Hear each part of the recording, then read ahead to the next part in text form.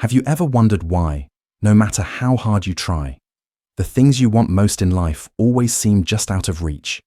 You put in the effort, you chase success, you give love, you try to stay positive, yet somehow, peace and fulfillment keep slipping away. It feels as though life is holding something back, as if there's an invisible wall between you and everything you desire. But what if the problem isn't that life is withholding anything from you? What if it's faithfully mirroring something you've forgotten to give yourself? Buddhist wisdom reminds us that the world doesn't respond to your words. It responds to your energy. Reality bends around the way you see yourself. When you see yourself as unworthy, life will quietly agree. But when you begin to hold yourself with compassion, patience, and quiet confidence, the reflection begins to change.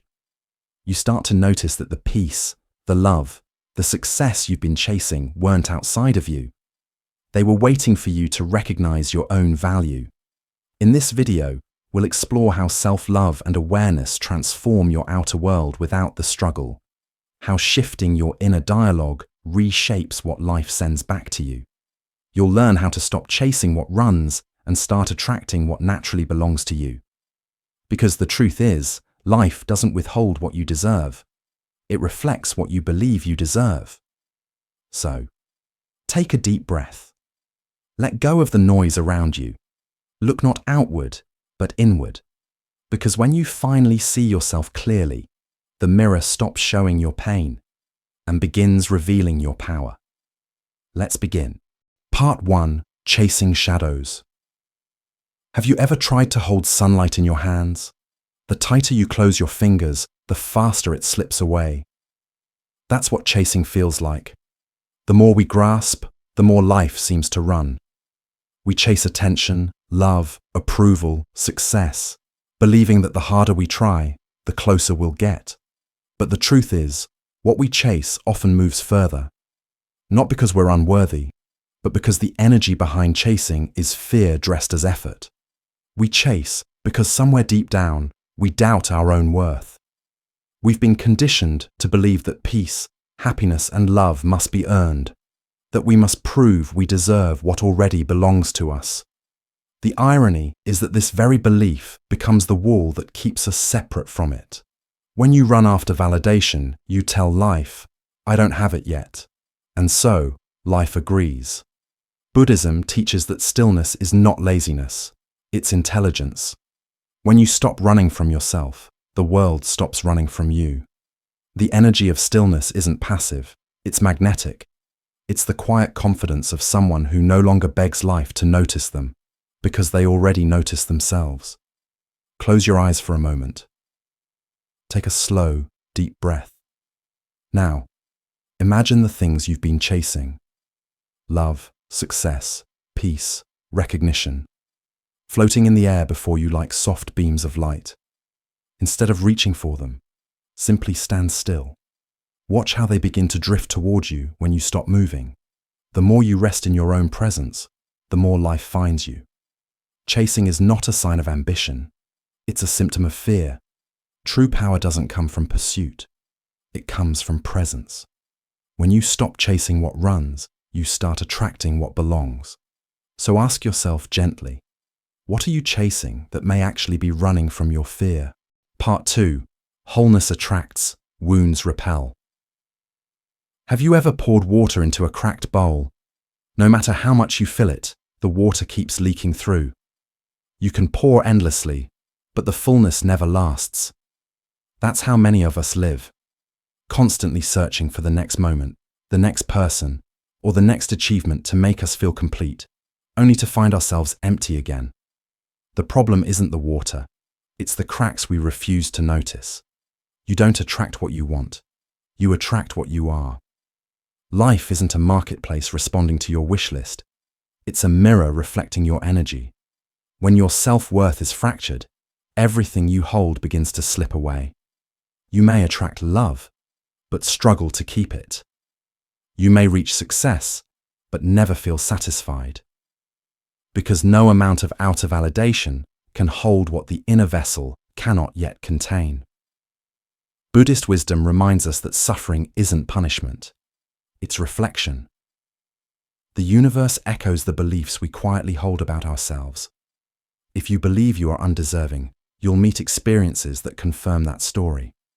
But when you begin to see yourself as whole, capable, and worthy, not perfect, but enough, life starts to align with that truth.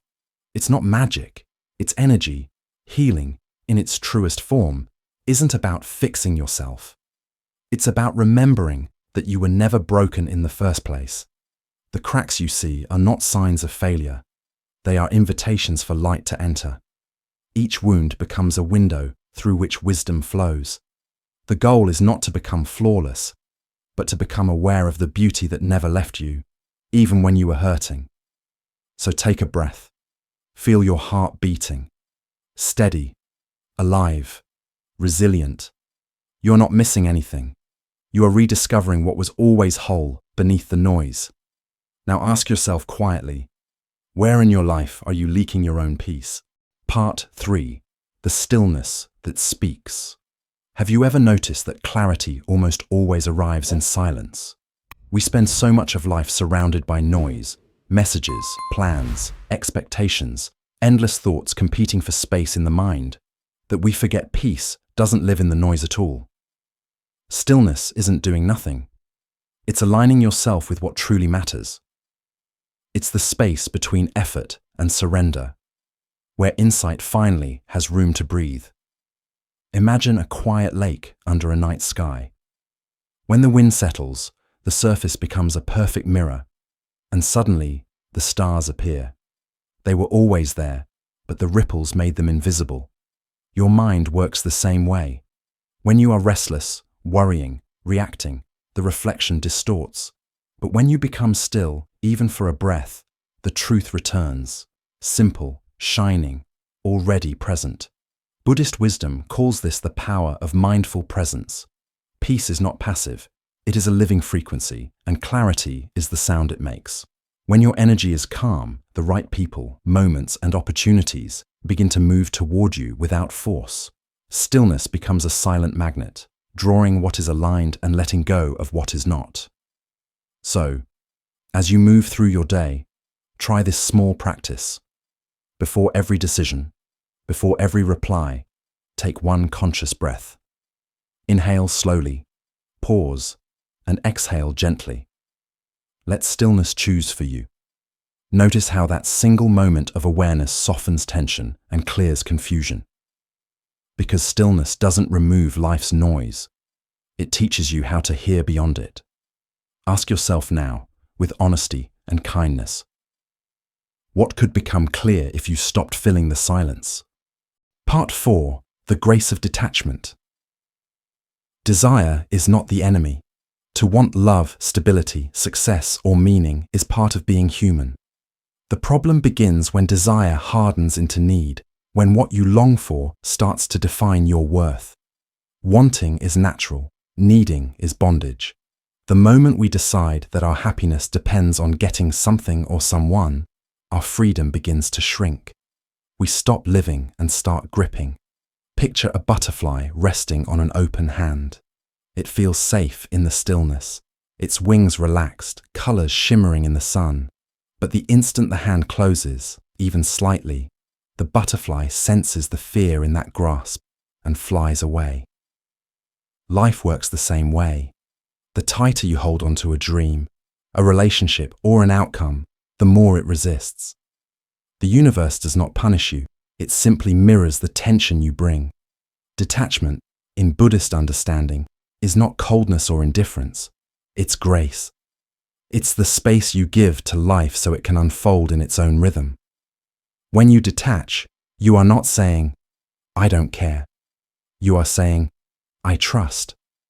Trust that what is meant for you will recognize you. Trust that timing has its own intelligence. Trust that love, peace, and opportunity flow best through open hands. The Buddha once said, you only lose what you cling to. Every attachment, no matter how beautiful, becomes a source of suffering the moment we decide we cannot live without it. Letting go, then, is not abandonment. It is alignment. It is the quiet confidence that you can care deeply without clinging. Love fully without control, and strive sincerely without obsession. Close your eyes for a moment. Take a slow breath. Now, imagine your dreams as small leaves floating down a gentle river. Watch how they drift effortlessly toward you, guided by the current of timing you cannot see. You don't need to chase them or grab them. Just stay still and keep your hands open. The river knows where to take them and when. This is the grace of detachment, learning to replace anxiety with allowance, control with cooperation, fear with faith. You do not need to force what is already finding its way to you. When you loosen your grip, you create room for miracles. When you stop demanding certainty, peace has a chance to enter. Ask yourself with tenderness, what can you release today? Not to lose it, but to trust it. Because life does not reward the tightest grasp. It rewards the softest faith. Part 5. The language of self-compassion. Every relationship in your life quietly follows the language you use inside your own head. The tone you speak to yourself with becomes the standard that others feel when they meet you. If your inner voice is harsh, the world often echoes that harshness. But when your inner language softens, life begins to soften with it. You are both the artist and the clay. Each word you whisper inward shapes the sculpture of your being. If you keep striking the clay with judgment, the form collapses. If you mold it gently, it begins to reveal its beauty. Speaking kindly to yourself isn't vanity, it's spiritual craftsmanship. Buddhist wisdom reminds us that hatred never ends by hatred, even self-hatred. That includes the quiet wars we wage within. Every time you criticize yourself for being behind, for not healing fast enough, for not being perfect, you create a distance between who you are and who you think you should be. Peace begins the moment you close that distance with compassion. Self-love isn't indulgence, it's emotional honesty. It's the courage to admit, I'm hurting right now, but I still deserve gentleness. It's recognizing that growth doesn't happen through punishment. It happens through patience. You can't shame a wound into healing, but you can listen it into peace. So what would happen if you turned your inner critic into a quiet guide? Instead of, you failed again, try, you learned something valuable this time. Instead of, you're too emotional, try, you care deeply, and that's strength. This shift may sound small, but it changes everything. The way you speak inside your mind is the soil in which your confidence grows.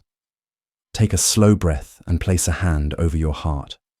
Feel that warmth. That's the home where compassion begins.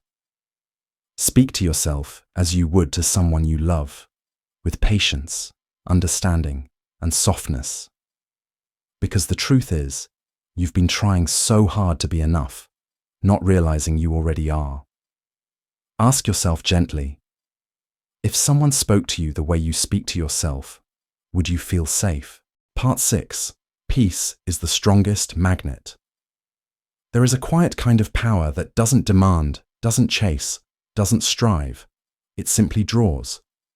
Peace holds this power. It's the strongest magnet in the universe because it creates space for life to flow toward you rather than away. When your energy is calm, life listens. When you stop pushing, the right things finally have room to arrive. Think of a still forest at dawn. The air is soft, the light gentle, and the world feels perfectly balanced. In that stillness, birds appear, deer emerge, and the forest fills with quiet life. The forest doesn't call them, it doesn't chase. Its peace becomes an invitation. The same principle applies to your energy. Calm doesn't repel, it attracts. The more at ease you become within yourself, the more harmony finds you. Inner peace is not withdrawal, it's readiness. It doesn't mean you stop caring or dreaming. It means you move from grounded awareness instead of restless urgency. Peace doesn't make you passive, it makes you precise. From that still center, you know which opportunities to pursue and which storms to let pass. A peaceful mind is like clear water. It reflects truth exactly as it is. But when the surface is agitated by fear and overthinking, everything becomes distorted. Buddhist wisdom teaches that the still mind mirrors the universe. When you quiet your inner noise, reality reveals its natural order. You stop reacting and start resonating. You begin to see that true attraction was never about doing more. It was about allowing more, allowing time to unfold, allowing others to meet you halfway, allowing yourself to receive what you once tried so hard to earn. So take a breath. Let your shoulders drop. Feel how peace instantly changes the energy around you. You don't have to chase anything. You only have to become still enough to let what belongs find you. Ask yourself softly, what might reach you if you stop trying to reach for it? Part 7. Becoming what you seek. Have you ever noticed how easily we say, I want peace, I want love, I want success? But wanting alone rarely changes anything. We pray for calm while our minds race. We wish for love while doubting our worth. We visualize abundance while vibrating with fear. Desire can open the door, yes. But only embodiment invites what we desire to enter. You don't attract what you want. You attract what you are. Imagine a tuning fork. When it's struck, it begins to vibrate at a precise frequency. If another tuning fork nearby vibrates at the same note, it starts to hum in harmony, even without being touched. This is resonance, and this is how energy works in your life. Your inner state, your emotional frequency, quietly sends a signal to everything around you. People, opportunities, and experiences respond to that signal. When you live in scarcity, you resonate with lack. When you live in openness and calm, life begins to hum back with the same tone. Buddhism teaches that the outer world is not separate from your inner world. It's a reflection of it. Reality is not waiting to reward you for positive thinking. It's aligning with who you are being. The most profound change comes not when you demand new circumstances, but when you shift your state of being. When you stop asking life to prove your worth and instead begin living as someone who already knows it. This is what it means to embody your vision. Don't ask for love. Become the vibration of love. Let your words, your gestures, your choices speak that energy before anyone else does. When you walk with compassion, you call in compassion. When you practice patience, life mirrors patience back.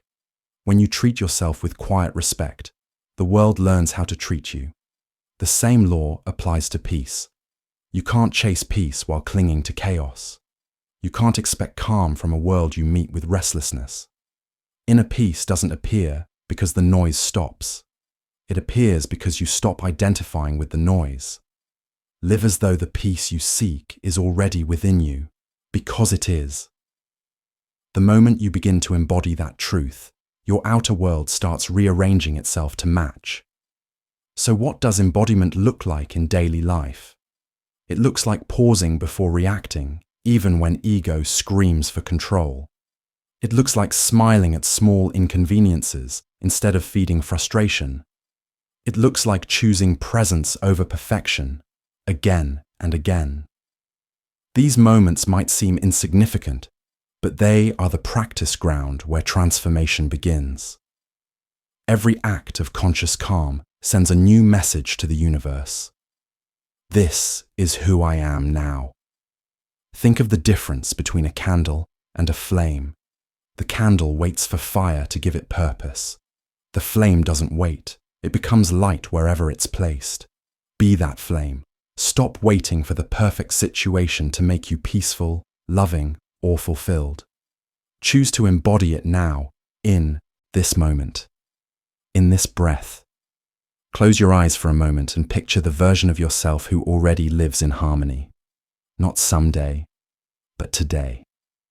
How do they move through life? How do they speak to others? How do they speak to themselves? Feel that energy in your body right now. That is your true frequency. That is the vibration that reshapes everything. When you live aligned with what you seek, you stop chasing it, and it starts recognizing you. The love you wish for begins to notice your presence. The peace you crave begins to flow your way. The opportunities that once felt distant begin to draw near, not because life suddenly changed, but because you did. This is the hidden power of embodiment, the realization that you were never waiting for the universe to deliver.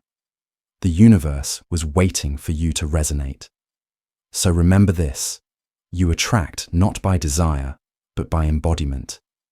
Be the vibration of what you wish to receive. Walk as though you already have it. Speak as though it already lives within you. Because the moment you start living that truth, the mirror of life cannot help but reflect it back. Live as though you already have the peace you seek, and watch how life begins to rise to meet you. Part 8. The death of the old self. Growth is not always graceful. Often it begins with endings, with the quiet realization that the person you've been is no longer the person you're becoming. There comes a moment in every life when survival is no longer enough. The habits that once protected you start to confine you. The mask that once helped you fit in starts to suffocate your truth. To grow, the version of you built on survival must finally rest. This is not failure. This is evolution. Think of a tree in autumn. When the air cools and the light shifts, the tree begins to let go of its leaves. It doesn't cling or mourn them. It trusts the process. The falling leaves aren't loss, they are renewal. By shedding what no longer serves it, the tree makes space for sunlight to reach its core.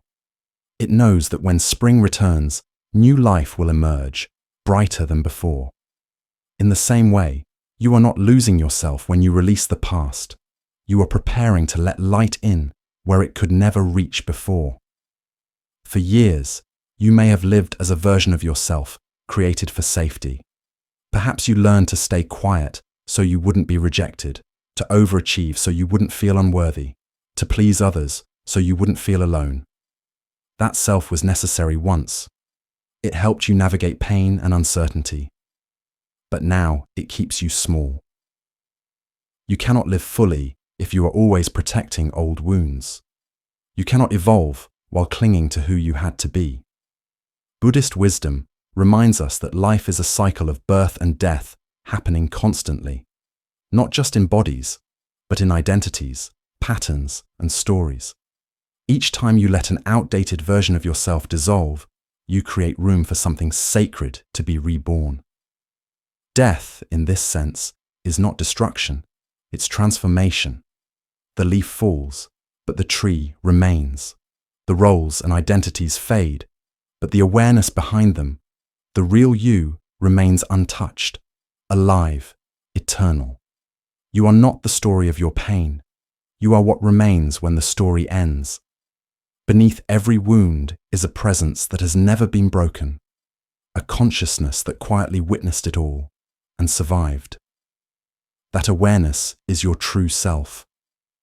When you stop identifying with the hurt, you begin to feel the unshaken peace that has always lived beneath it. Take a slow breath and close your eyes. Feel the layers of identity that you've been carrying. The achiever, the caretaker, the one who must be strong, the one who can't fail. Let them soften. Imagine setting each role down beside you like heavy coats you no longer need. Underneath all of them is something pure and simple, your essence, free from story and expectation. It doesn't need to prove anything, it just is. That is the self waiting to be reborn. The practice is this: let the identity that always had to prove finally be still. Let the self who kept fighting for love take a deep breath. Let the voice that whispered, "You're not enough," fade into silence. The more you release these old versions, the lighter you become. You stop reacting from fear and start responding from wisdom. You begin to feel that you don't have to earn peace anymore. You simply have to allow it. This is the sacred death that precedes every rebirth. the death of anxiety, control, and perfectionism, the death of pretending. And what rises in its place is presence, calm, clear, and unshaken. The person who emerges from this process isn't someone new. It's the real you, finally visible. So ask yourself gently, who would you be if you stopped identifying with your wounds? Would you walk lighter, speak softer, trust life more deeply? Perhaps you would finally see that every loss, every ending, was never taking something from you. It was carving space for your becoming. Because you were never meant to stay the same. You were meant to keep shedding, softening, awakening. And every time you let go of who you were, you step closer to who you truly are. This is the death of the old self. Not an ending, but a homecoming. Part 9. Quiet confidence. There is a kind of strength that doesn't raise its voice. It doesn't need to. True power doesn't come from being louder than others. It comes from being steady within yourself.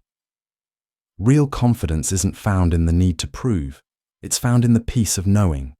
It's the quiet understanding that you are enough, even when no one is watching, even when no one applauds. Imagine a stalk of bamboo in the wind. It bends, sways, even leans low when the storm passes through, but it never breaks. Its strength is not in resistance, but in flexibility, not in arrogance, but in rootedness. The bamboo teaches us what inner strength truly means: to be soft and firm at once, to yield without collapsing, to move without losing center. When you know your worth, you stop performing for proof. You no longer chase validation like applause after a performance. You start realizing that your value isn't dependent on how many people notice you. It lives quietly in your presence. You begin to move with calm certainty instead of frantic effort. Your actions start coming from alignment, not anxiety. You no longer act to convince others. You act because it feels right to your soul. Buddhist wisdom reminds us that silence becomes sacred when it carries self-trust. Silence doesn't mean absence, it means essence. When you are grounded in your own being, you don't need to fill space with words or gestures to be felt. Your stillness begins to speak for you. The right people sense your energy before you ever open your mouth. You no longer have to say, "See me." Your presence whispers, "I am." Quiet confidence is the energy of someone who has stopped seeking permission to exist. It is not arrogance, it is acceptance. It says, "I don't need to shout to be heard, and I don't need to shrink to be kind." It's the middle way, balanced, humble, yet undeniable. When you live this way, you no longer enter rooms trying to impress. You enter to contribute. You no longer compete with others, you collaborate with ease. Take a breath. Feel your feet on the ground. Notice how stillness itself has weight, how peace can fill a space more fully than noise ever could. This is the essence of quiet power. You don't need to announce who you are. Let your energy, not your words, do that. The way you carry yourself, the way you listen, the way you stay calm when others react, those are the truest signs of strength. Ask yourself honestly, where in your life are you still performing your worth instead of living it? Because when you stop performing, you start embodying. And when you embody, you become undeniable, not because you demand attention, but because your calm commands respect. Quiet confidence doesn't shout to be seen. It simply stands, rooted, aware, and unshaken. Bonus: touches the mirror and the monk. There's an old Buddhist story about a young monk who could not find peace. No matter how long he meditated, his mind stayed restless, filled with doubt and comparison. One morning, his teacher handed him a small mirror and said softly, "Look." The monk saw his tired eyes, his furrowed brow, the strain on his face, and sighed. "This is what I'm trying to fix," he said. The teacher smiled and replied, "You're not looking at your problem, my son. You're looking at your practice. When your mind becomes still, this mirror will show peace." Days turned into weeks. The monk stopped forcing his mind to be quiet. Instead, he simply began to notice it. Each thought, each emotion, each flicker of fear, watching them rise and fade like ripples on a pond. He stopped chasing enlightenment and started listening to his breath. And one morning, as dawn spilled golden light across the temple floor, he looked into the mirror again. What he saw was different. Not because the mirror had changed, but because he had. That story is a reminder that peace doesn't appear when life becomes perfect. It appears when the mind becomes clear. The world is always reflecting your inner state, not to punish you, but to teach you. Every struggle, every heartbreak, every moment of stillness has been guiding you back to yourself. This entire journey, from letting go to stillness to self-love, has not been about becoming someone new. It's been about remembering who you've always been beneath the noise. Take a slow, gentle breath. Let's go deeper. Imagine a quiet garden at sunrise. The air is cool, the light soft, and the world still half asleep. A single leaf falls from a branch above and lands on a pond without a sound. The water ripples, then slowly returns to calm. That's your mind when you stop trying to control everything. It naturally returns to stillness. You don't need to fight for clarity. You only need to stop stirring the water. If there's something you've been holding on to, a person, a plan, a regret, imagine releasing it now. Watch it float gently down the stream of time, carried effortlessly by the current of life itself. You don't lose it by letting go. You set it free to find its rightful place. Peace doesn't come from gripping tightly. It comes from trusting deeply. Now picture yourself standing before a vast mirror, not one that shows your face, but one that reflects your energy. What do you see there? Fear or faith? Noise or presence? The truth is, you can always change the reflection, not by force, but by awareness. The universe reflects how you see yourself. When you radiate calm, life begins to move in harmony with your stillness. Before this moment ends, place a hand gently over your heart and feel your breath move beneath your palm. That steady rhythm is the sound of life. Constant, quiet, enough. Whisper softly to yourself, I am already whole. Let that truth sink in. You are not missing anything. You are not behind. You are not broken. You are simply remembering what peace has known all along. That everything you've been seeking has been waiting for you to slow down enough to notice it. You were never waiting for peace. Peace was waiting for you to remember who you are. As this journey comes to an end, take a moment to notice the quiet stillness within you. Not the silence of emptiness, but the peace that arrives when you finally stop running from yourself. You've learned that life isn't something to chase or control. It's something to align with.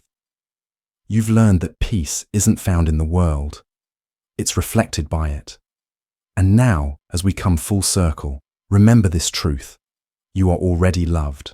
Not someday, not when you're healed or perfect, but right now, in this breath, exactly as you are. The sun never questions its light, even when clouds drift across its face. It doesn't doubt its purpose because it's momentarily hidden. It simply shines, trusting that the clouds will pass. You too are like that, radiant, even when obscured by temporary moments of fear, shame, or pain. The clouds don't define the sun, and your struggles don't define you. They only remind you to look deeper, beneath the passing weather, to the constant light within. The purpose of self-love is not perfection, it's remembrance. It's remembering that before you were told who to be, before the world placed labels on your worth, you were already complete. Beneath illusion, your true nature has never been broken. It has only been forgotten.